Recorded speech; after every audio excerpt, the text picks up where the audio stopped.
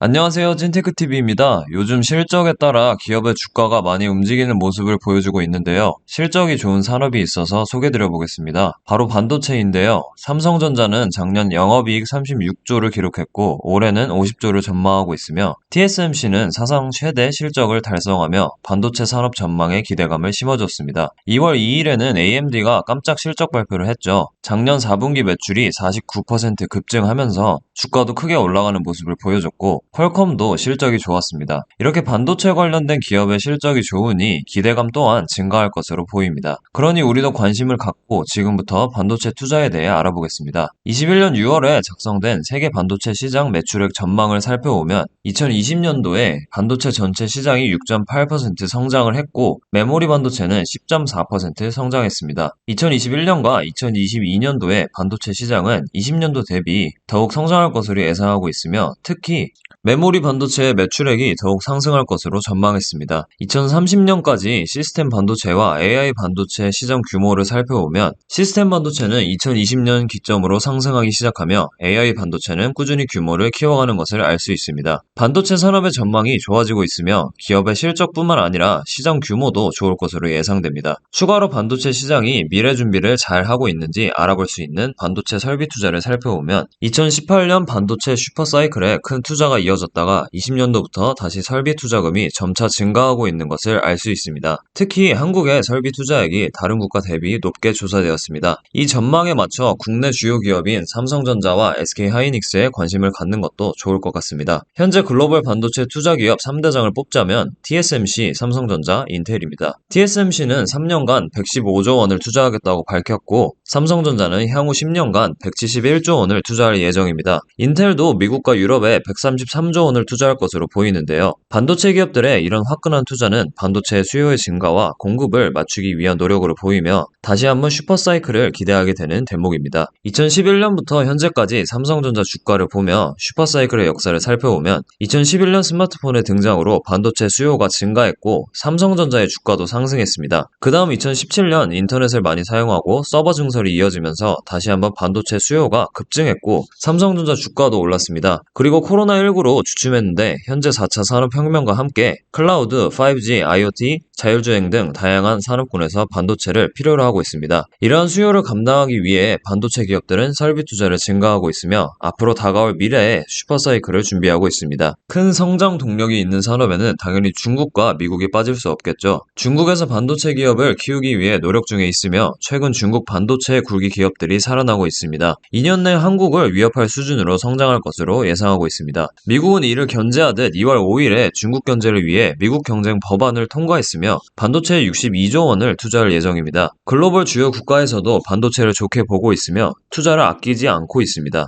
2020년 2분기 가츠너에서 발표한 반도체 시장 전망을 보면 2019년과 2020년에 주춤하는 모습을 보였지만 2021년부터 다시 성장할 것으로 예측했으며 현재 그 전망이 맞아들어가고 있음을 보여주고 있습니다. 과거 2018년 슈퍼사이클 때보다 더 큰 성장을 이끌어낼 것으로 예상하고 있으며 2024년까지 꾸준히 성장할 것으로 전망하고 있습니다. 이런 좋은 산업에 우리도 관심을 가지면 좋겠죠. 반도체 투자는 크게 두 가지로 나눠서 볼 수 있습니다. 내가 직접 반도체 관련된 기업에 투자하는 방법과 반도체 전반적인 산업에 투자하는 방법입니다. 투자하고 싶은 기업들에만 투자하고 싶다면 직접 투자를, 그렇지 않고 전망 좋은 산업군을 보고 투자하고 싶다면 관련 기업들에 투자하고 있는 ETF에 투자하는 방법입니다. 지금부터 ETF와 실적 기반으로 관련된 기업들을 살펴볼 테니 내게 맞는 투자를 고려해 보시기 바랍니다. 지금부터 반도체 기업과 ETF 투자 대상에 대해 자세히 살펴보겠습니다. 우선 반도체 ETF를 살펴볼게요. 반도체 관련된 ETF 중 대표적인 탑5를 뽑으면 SOXX, SMH, XSD, PSI,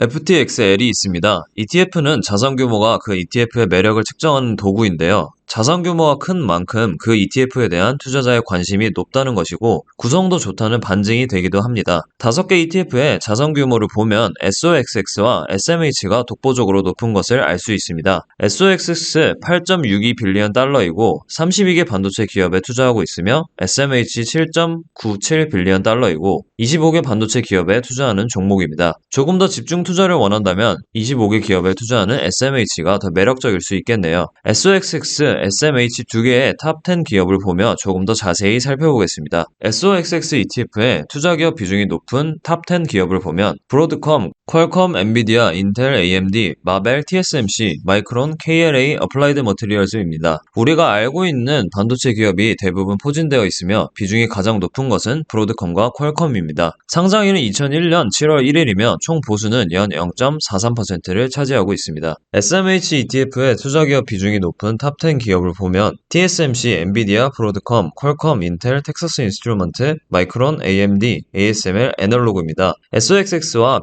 비슷한 듯 조금 다른 기업과 기업의 비중도 다른 것을 알 수가 있죠. SMH ETF 비중 1위는 TSMC로 파운드리 유명 기업 비중이 높은 비중을 차지하고 있으며 2위는 다양한 산업에 포진되어 있는 반도체 기업인 엔비디아가 차지하고 있습니다. 그리고 반도체 장비 기업은 ASML 홀딩스가 9위를 차지하고 있는데 SOXX는 17위입니다. 총 보수는 연 0.35%로 SOXX보다 저렴하고 상장일은 2000년 5월 5일입니다. SOXX ETF는 32개 기업에 투자하고 있으며 SMH는 25개 기업에 투자하고 있는데요.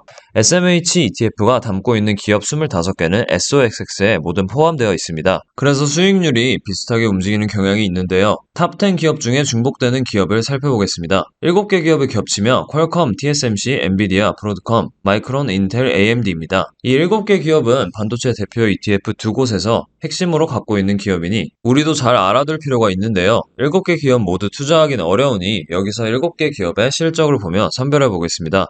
AMD 기업 분석을 해보면 크게 세 가지를 보겠습니다. 매출, EPS, R&D 투자입니다. 매출은 말 그대로 돈을 잘 벌고 있는지 확인하기 위함이고 EPS는 주당 순이익으로 벌어들인 돈이 정말 기업에 얼마나 이익을 남겨주는지 살펴보는 것이고 마지막 R&D 투자는 성장 기업으로 미래 준비를 얼마나 잘하고 있는지를 살펴보기 위함입니다. 이렇게 세 가지 기준을 가지고 7개 기업을 살펴보고 3개 모두 우상향하는 기업이 뭔지 찾아보겠습니다. AMD는 최근 기준으로 매출이 6분기째 큰 상승을 하고 있고 EPS도 우상향하고 있습니다. 돈을 잘 벌기 시작하니 R&D 투자도 적극적이네요. 3개 지표 모두 우상향하는 기업입니다. 좋은 기업이죠. 두 번째 기업은 인텔입니다. 매출, EPS, R&D 투자를 보면 AMD보다 조금 답답한 모습이죠. 매출은 제자리인 듯하고 EPS는 최근 분기에 하락했습니다. R&D 투자는 늘었네요. 3개 지표 중에 R&D 투자만 잘하고 있는 모습인데요. 기업이 돈을 잘 벌면서 R&D 투자를 늘리는 것이 아름다운 모습인데 순서가 바뀐 모습이죠. 이 투자가 매출로 이어지길 기대해 보겠습니다. 하지만 현재로서는 매력적이 않은 것으로 판단됩니다. 세 번째 기업은 퀄컴입니다. 매출, EPS, R&D 투자를 보면 3개 지표 모두 좋은 모습을 보여주고 있습니다. 매출도 코로나19 이후 증가했고 EPS도 우상향하고 있으며 R&D 투자 금액도 꾸준히 늘리고 있는 기업이네요. 5G 통신용 반도체를 만드는 퀄컴은 앞으로 전망도 좋은 기업인데 역시 실적도 양호한 모습입니다. 네 번째 기업은 TSMC입니다. 매출, EPS, R&D 투자를 보면 우선 매출은 우상향하고 있습니다. EPS는 조금 아쉬운 모습이죠. R&D 투자는 공격적으로 하고 있네요. TSMC는 돈을 잘 벌고 있지만 이익을 챙기기보다는 R&D 투자를 통해 세력 확장을 도모하는 기업으로 보입니다. 파운드리 상위 자리를 굳히기 위한 모습을 보이고 있으므로 설비 투자 다음에 순이익이 개선되는 것을 기대하면 좋을 것 같습니다. 다섯 번째 기업은 엔비디아입니다. 매출, EPS, R&D 투자를 보면 정말 아름다운 모습을 보여주고 있습니다. 3개 지표 모두 우상향하고 있죠. 그것도 코로나19 이후 더욱 가파른 성장을 이어가고 있습니다. 엔비디아는 게임, 클라우드, 자율주행, 메타버스 등 안 들어가는 곳이 없을 정도로 다양한 산업에 널리 퍼져 있는 기업으로 미래 가치를 높게 평가받고 있는 기업입니다. 역시 실적도 이를 반영해서 보여주고 있네요. 다른 기업과 상대적으로 비교해보니 엔비디아의 높은 위상이 눈에 더 들어옵니다. 여섯 번째 기업은 마이크론입니다. 매출, EPS, R&D 투자를 보면 조금 아쉬운 모습을 보여주고 있습니다. 매출은 2018년 슈퍼사이클 정도까지 오르다 이후 주춤하는 모습을 보이며 이제 다시 올라가는 모습이고 EPS는 아직 회복을 못했습니다. 매출과 EPS 모두 우상향하고 있지만 전고점을 회복 못한 게 아쉬운데요. 그래도 다행스러운 것은 R&D 투자는 꾸준히 늘려가고 있습니다. 마지막 7번째 기업은 브로드컴입니다. 매출, EPS, R&D 투자를 보면 매출은 우상향 그리며 잘하고 있고 EPS도 좋은 모습을 보여주고 있습니다. 그런데 R&D 투자는 최근 분기에 주춤하는 모습을 보여주고 있네요. 다른 반도체 기업에 비해 R&D 투자가 적극적이지 못한 모습을 보여주고 있는데요. 반면에 브로드컴은 배당 성장주로 유명합니다. 13년째 배당을 늘려온 기업으로 유명합니다. R&D 투자도 중요하지만 주주 환원을 잘하는 모습을 보여주고 있습니다. 매출, EPS, R&D 투자 관점에서 7개 기업을 살펴봤는데요. 세 가지 모두 우상향하는 기업은 3개였습니다. AMD, 엔비디아, 퀄컴입니다. 앞에서 ETF 투자 시에 SOXX와